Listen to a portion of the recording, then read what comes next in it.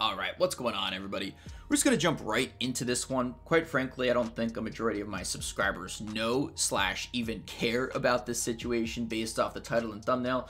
But by the end of the video, you should definitely learn a lesson here. And quite frankly, I think it's a lesson that a lot of people need to know, especially if they're content creators or they're trying to be ones at least, or maybe even just, YouTube culture in general. Alright, so before we jump into the video, I gotta remind you by dropping a like, subscribing, and turning on post notifications helps out the channel, but it also helps out this particular video. Yes, by subscribing, you actually help the YouTube algorithm nowadays, which is pretty interesting, and also if you comment down below. So let's jump into this. This situation revolves around Pyrocynical, a very large content creator. I believe he has close to or even over 5 million subscribers, so definitely a large content creator when it comes to the commentary community, which is a community that I'm a part of with this channel, and a 15 to 16-year-old boy by the name of Ivory. Now, I know that sounds bad out the gate, right? That's already sounds terrible, but let's break this down. Pyrocynical actually, back when he was like 18, 19, even 20, was into this furry type of just, sexual kink, basically, right? And he explained himself in a response video, basically breaking down some allegations that were made about him, made about grooming. We will get into that definition later on. But he essentially responds to all these allegations head on, and he explains that he wasn't right, and I wholeheartedly agree with his, statement that he wasn't right in this situation, but legally, he wasn't doing anything wrong either. So let's break this down. Pyrocynical, like I said, into this furry kink, and he would basically just, text people and, DM them on Discord possibly, and that's where a majority of, this quote-unquote evidence that he, was grooming somebody came about. But he would basically message people, and if they reciprocated or responded and were kind of into that sexual kink, that furry kink that he had, he would basically just, have conversations with them from a sexual standpoint. Now, none of these conversations, and he thoroughly explained this, none of these conversations actually had any sexual will or intent towards the reciprocator or responder that was, conversating with him. And legally, that's totally fine. Regardless of age, he wasn't doing anything wrong from a legal standpoint because there was no sexual intent towards the responder. And in this case, it was Ivory that wanted to expose him / clout chase so bad. So basically, Ivory was, releasing these Discord messages about this furry kink, basically saying that Pyrocynical was a groomer and stuff like that, and basically every YouTuber jumped on board and said this doesn't look good for Pyro. Now, Pyro once again explained that this was not good, and it definitely wasn't smart. He said the word degenerate as explaining himself repeatedly throughout his response, but he said that he never asked for any favors or any DMs from Ivory when it came to images, and I think you know what I mean there. I gotta dance around so I don't lose the YouTube algorithm, basically, right? So basically, Ivory claimed that he was groomed because Pyrocynical offered to fly him out, or I guess not even fly him out, just have him over for a certain event along with a bunch of other people. So it wasn't just this personal invite that he was giving Ivory, and Pyro actually invited a bunch of people, such as PewDiePie's editor. So a lot of people were trying to go to this event, I believe in LA or UK. I think it was the UK actually. And all in all, there was no plane ticket purchased.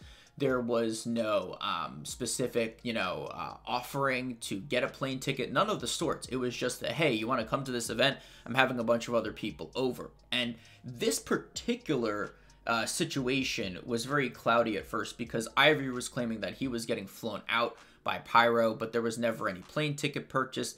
He just, wanted to bend the words. Ivory wanted to bend these words into basically saying Pyro personally invited him to come to the UK, which in turn would actually be considered grooming. But since nothing was ever offered, a couple of people even flaked out from going to the event, nothing ever legally came about this situation.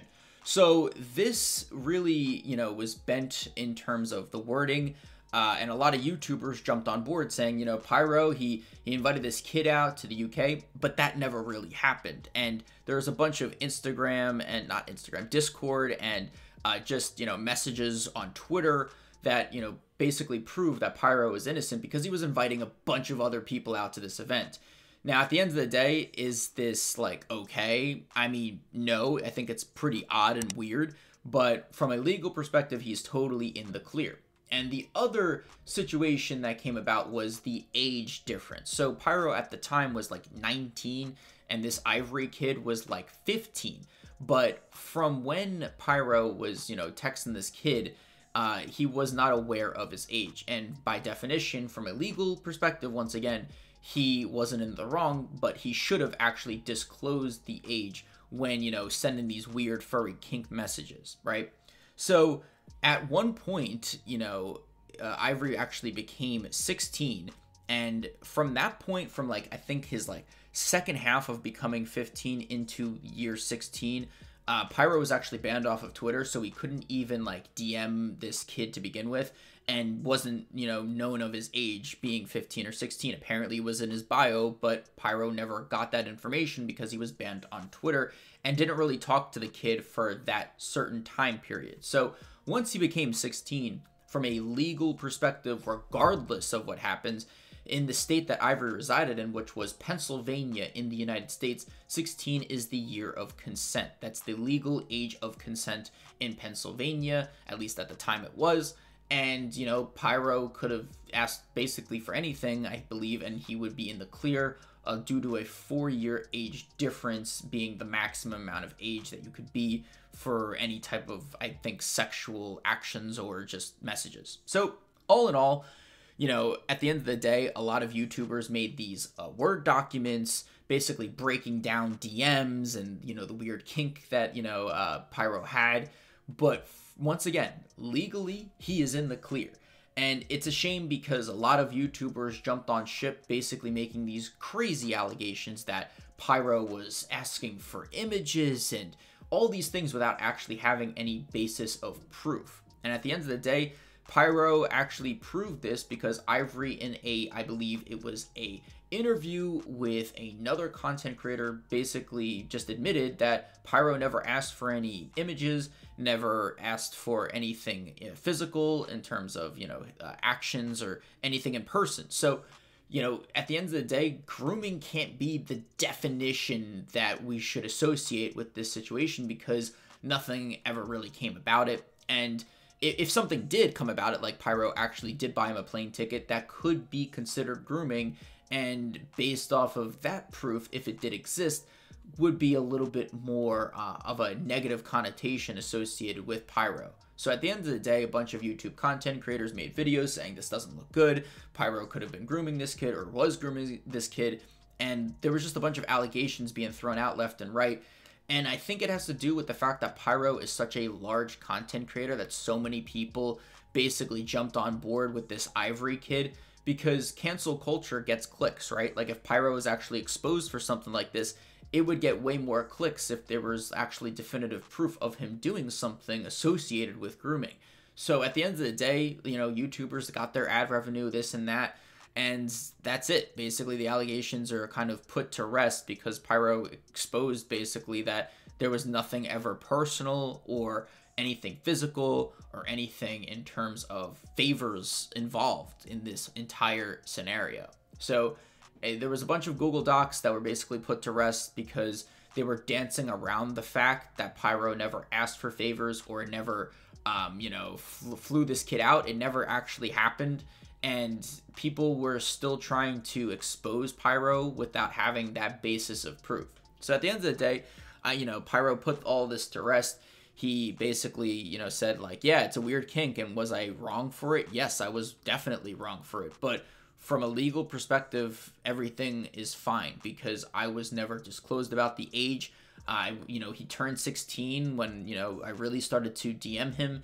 And that's the age of consent regardless. Does it look good? Hell no. Like, I think that's pretty weird to be texting a 16-year-old, but nothing ever in terms of images was involved.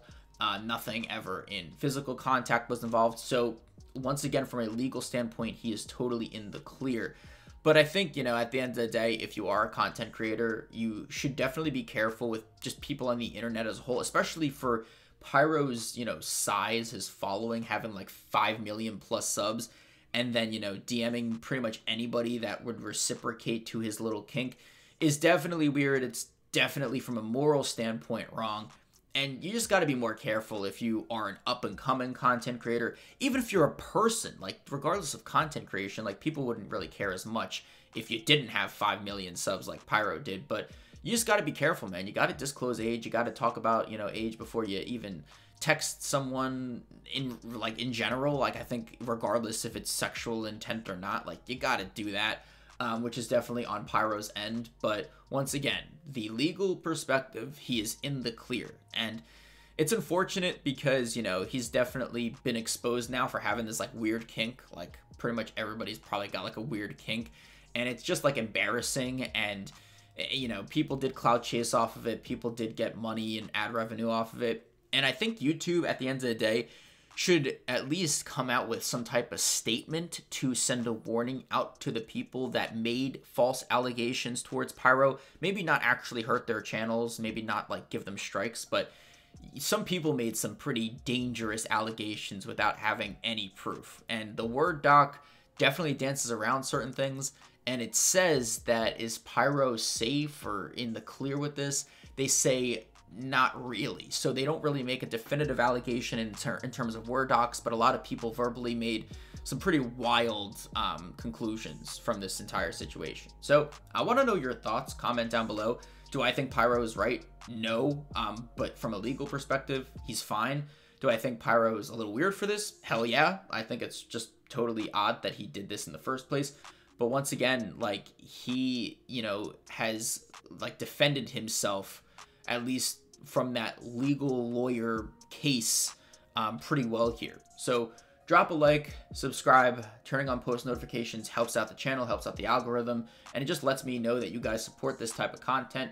And definitely, yeah, I want to know your thoughts. Like, out of every video that I've made, this is definitely a gray area. But Pyro did put a lot of things to rest here and gave some pretty definitive proof. I'll leave his video in the description below. I'm Cryptix. Definitely not into this furry stuff. Think it's pretty weird. And signing off.